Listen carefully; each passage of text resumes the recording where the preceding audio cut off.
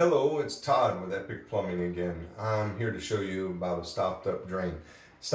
Drain can be caused by many different things, but this one, if you run the water and it starts backing up, the first thing to check is to see if the stopper is stopped up. So you would either unscrew it or unclip it depending on the style of it. This one you unscrew and you can see all the algae and hair buildup, and all this will come off.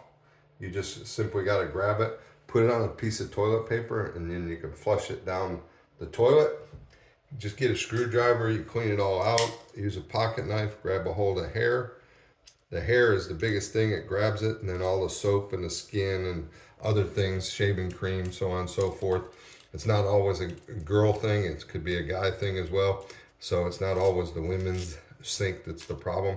You clean it all out, and then what I do is I take and flush this down the toilet.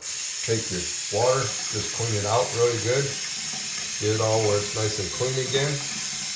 Then you can just screw it right back in and on this one and run lots of water and it's fixed. So if you have any problems, call Epic Plumbing. We'll be glad to help you out.